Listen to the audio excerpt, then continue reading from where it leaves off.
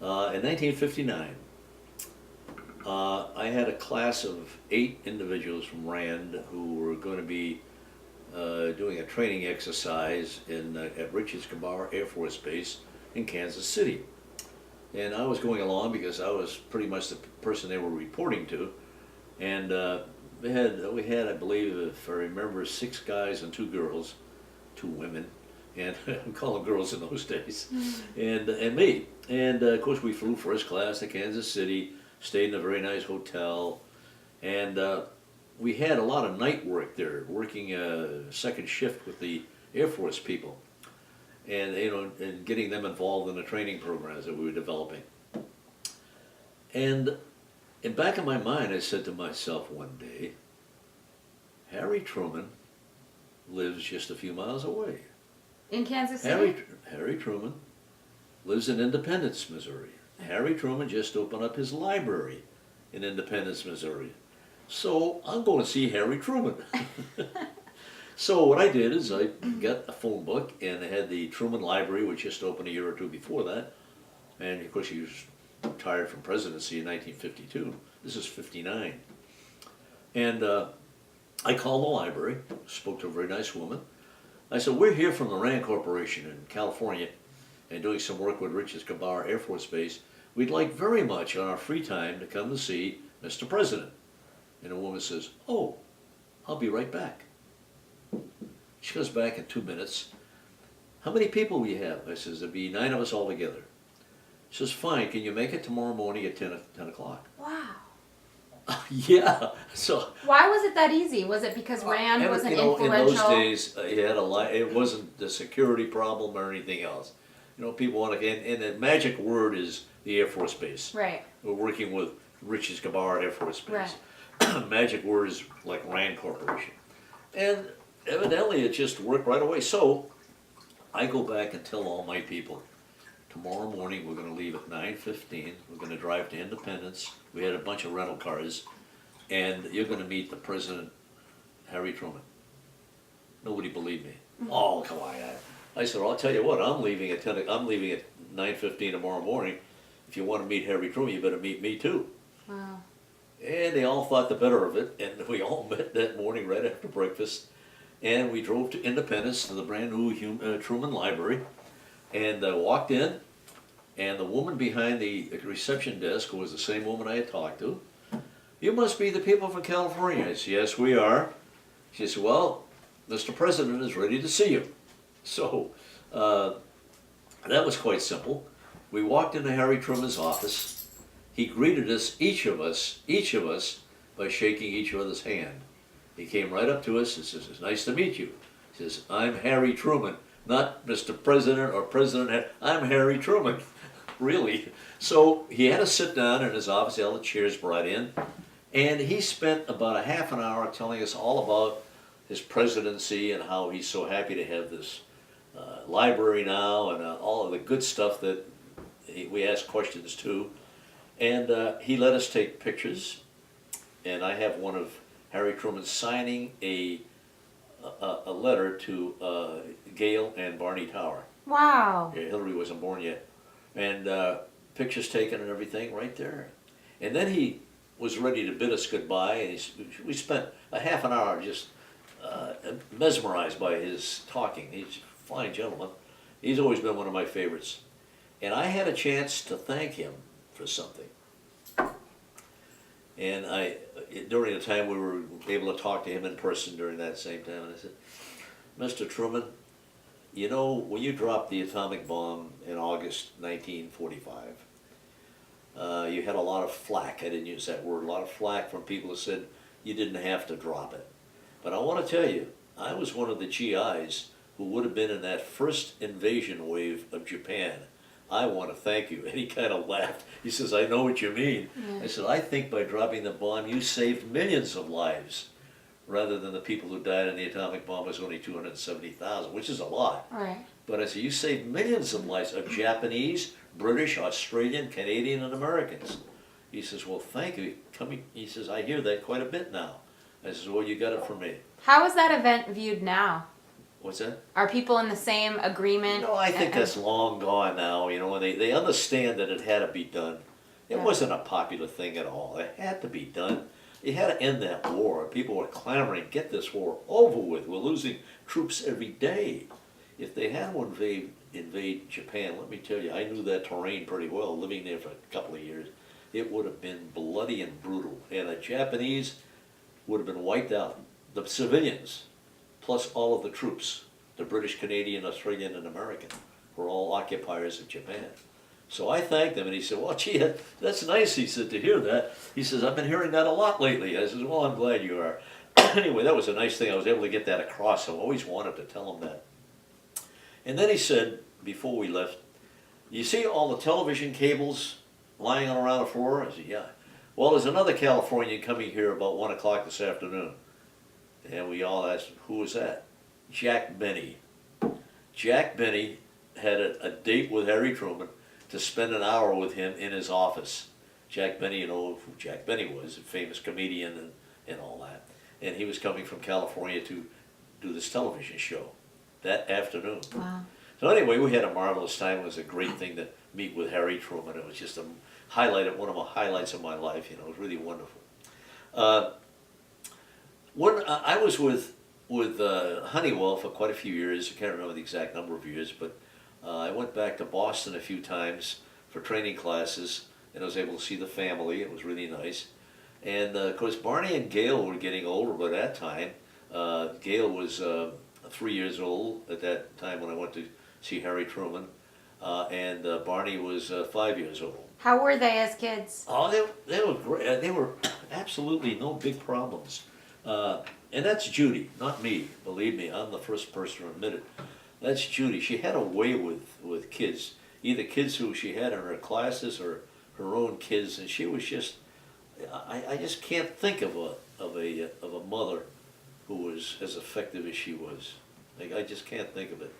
I think it's all due to 99% due to her, maybe one little teeny percent due to me, to be honest. And she just did a marvelous job of bringing up the kids, because I was busy. I was racing all over the place, you know, trying to make a good living, and I did, and it was her job. And she still found time to teach school, part-time. She still taught in some private elementary schools.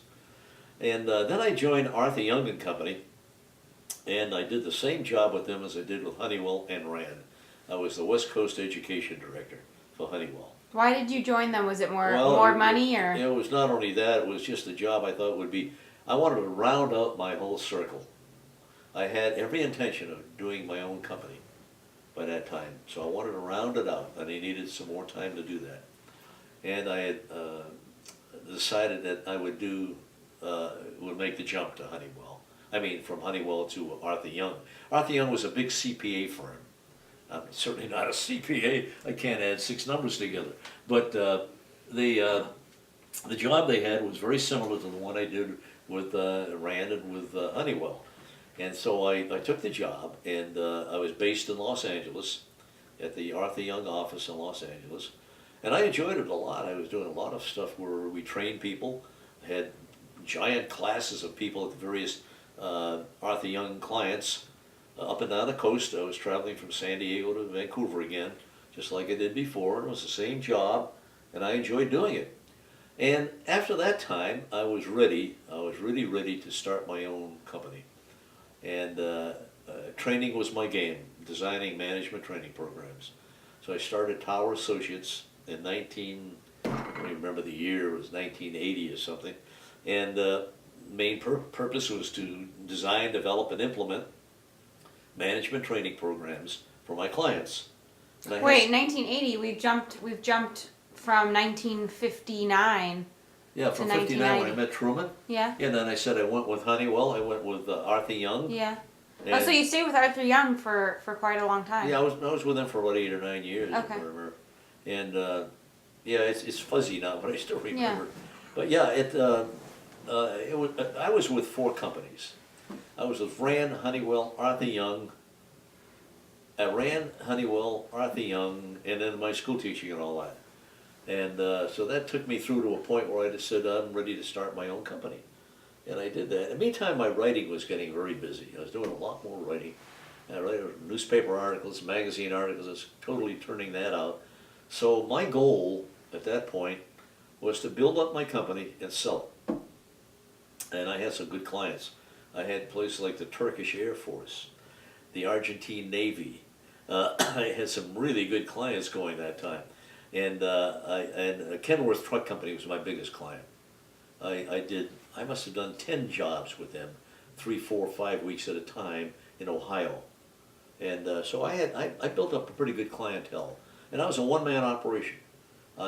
If I needed somebody extra, I would hire people on a temporary basis. How old were you at this point? The time when I went out on my own, probably around 50.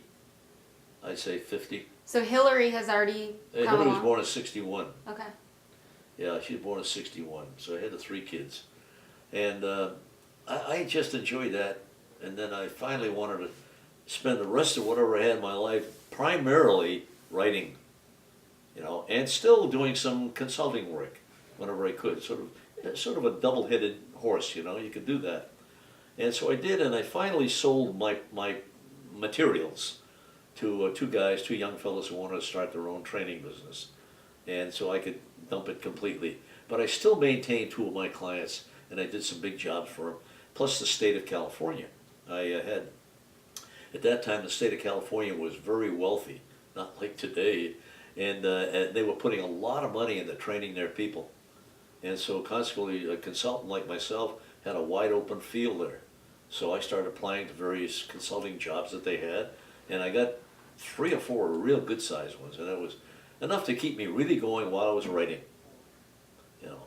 And also, at the time, I was infrequent, but nevertheless in touch with the Office of Naval Intelligence, the guy I did some work with back when I was with RAND, and they had assignments for me to design a training program for what they were doing, or do this or do that, whatever it was. So I did that on the side. I have a question. There was this story that my mom has told me before where you had to go find somebody. Can you tell that story? Yeah. And you took her along as your accomplice. No, what I used her for was getting some of the information for me. Yeah. And I didn't take her physically anywhere that I can remember. But she probably embellished it a little bit, but that's okay. But no, my friends, my closest friends, always had the suspicion that I was with the CIA. Wrong, I was not. But they had that suspicion. And the reason they had the suspicion for people that I was finding. That and plus the fact that I was out of town a lot, you know. And you know how people are, they'll start something anytime they want. And I could tell you that all the work that I did with the Office of Naval Intelligence was top secret stuff. Same with RAND, it was all top secret, highly confidential. And only because of the freedom of information about 10, 15 years ago could I talk about that stuff. But at that time, no, not at all. But I had a friend who lost his father. I don't mean lost him to death, but he lost the guy. Just like you lose a baseball. He lost his dad. His name was Stanley Jacoby, awfully nice man. And he called me one time because he really thought I was with the CIA. He said, "Can you find my dad for me?" And I said, what? Tell me the story. And he said, "Well, the last I heard of him was 2 years ago when he lived in Florida." And he says, "I can't find him." He says, "We're kind of estranged." And he lived in New York and ended up in Florida at that time. And Stanley was in California. And he said, "I'd love to find him." He says, "My kids are getting older, his grandchildren." He says, "I want to find the man." So I called somebody I knew pretty well at Social Security. And your mother looked up some stuff for me at that time, you know, on Social Security and the Miami office and all that stuff, because I was so busy doing my other stuff. I didn't want to spend a lot of time on this. There was nothing in it for me to gain except the fun of doing it. But he was convinced I was with the CIA. Well, Social Security office was able to give me the address in Florida where he lived. I called him for some phone number. I said, "Mr. Jacoby, you don't know me. that I live in California. He says, oh, he says, I have a son in California. I said, really? You know? I said, he's looking for you. He says, he is. He said, I haven't talked to him in a couple of years. I said, well, that's why he's looking for you. So I gave him Stanley's telephone number. I said, you call him in the next 24 hours, and that's an order. You will call him. That was very difficult over the phone, you know. Okay, I'll call him. And he did. Wow. And they got together, I guess, eventually. But that was the funniest thing. Then he told everybody, do you know what Tower did for me? He found my dad. He found my dad. Did you He let says, I them? haven't seen him in 2 years, and he found him. It was funny as could be because the suspicions went way up on what I was doing. 'Cause I never talked much about what I did. Did you let them believe it? Yeah, I never said no, yes or what. No, I never talked about my work. Not much at all to other people. They wouldn't understand it to begin with, to be honest with you, you know. And I just never talked about it. So they, you know, when you don't talk about something, they conjure up all of these things. The guy leaves town a lot. He spends time overseas, here, you know, must be CIA. As kids, we thought you were a tell Russian it often spy. enough, huh? As kids, we all thought you were a Russian spy. Yeah, not a Russian spy. But, you know, people start to conjure up their own ideas. And it's hard to displace this stuff, you know. But anyway, that's really not a big part of my life, but it was a couple of things that really had people wondering for a long time. But anyway, unfortunately, Judy passed on in 1991. In fact, I have yard site for her next week on the 10th. She died on the 13th, but it's the Jewish calendar, and I have my yard site candle ready to go. And to get back to the question you were asking about the kids growing up, How was your home life? Oh, you couldn't ask for better. You know, when you're married to Judy for 40 years, that's got to be the most laid-back kind of a life you'd ever want, you know. And I thought we had a very nice home life, fun. I tried to copy the way I was brought up, as much as I could. It was a different time. Like Barney and Gail were on the edge of the hippie days, you know, and it was a different time entirely. Barney painted his bedroom lime green and purple, and had a black light and all this kind of stuff, you know. And but you know, we had fun. And one of the big things we did was take that big camper trip in 1967, I believe. We had 67. I always wanted to go cross country with a camper. And at that time, the excuse for that was Expo Montreal, 1967. And so I kept the kids out of school for 3 weeks, and we were gone for 6 weeks. I took them 3 weeks out of school after school started, and I rented a camper through Barney's 6th grade teacher. Barney handled the whole deal for me. He was the 8th grade by that time. But he says, you know, my teacher, Darwin North was his name, just bought a beautiful GMC camper, and he's going back east on it. And I said, well, why don't you tell him that I'd be happy to rent it from him when he get back? Because we weren't leaving until almost Labor Day. And I was going to rent a camper for somebody else. But this Darwin North came back, and we got it for $400 for 6 weeks. Oh. Everybody else wanted like $200-300 a week. So Barney made the deal with Darwin North, and I went to Darwin and delivered my car, which he drove. He only had one car, he drove my car. And we took the camper on a 6-week trip. And that was a kick. I'm telling you, that was a fun kick. Barney's job was to fill the water tank. And we had 2 cousins of ours with us, my cousin Jerry and cousin Marthy, who were taking them back east. And so Jerry's job was to fill the tank, the gasoline tank, at 22 cents a gallon. 53-gallon tank in the camper, auxiliary tank. And we had a marvelous time. Went the southern route going and spent some time in Washington, D.C., some time in Boston visiting the family, went to Montreal Expo and came back the northern route. Was that the first time that the kids had really traveled? No, they would go back east with us on visits of the family. Ah, okay. Oh yeah, by plane. But this is for his camper trip. And that was the kids still talk about that to this day, you know. The things we did with that camper. We had a dog, Sabaka, and we had the camper slept 6 comfortably, and we had 7 And it worked out real well. We had a great time. And I delivered it back to this teacher of his, and we had a flat tire blowout, and I had to buy a new tire, and that's the only thing that happened to the camper. Worked out real well. That's great. So yeah, getting back to your question on what our home life was like it could be nothing else other than it was with Judy Tower. Nothing else other than it was. As I told Dari before, it was 99% Judy bringing up those kids and 1% me. And she did it. She was the easiest mother there ever was, I'm sure, you know, by far. Ask your mother, ask anybody else, and they'll tell you that, you know. She was certainly the easiest wife you'll ever know. Was she a good cook? Huh? Was she a good cook? Yeah, not great.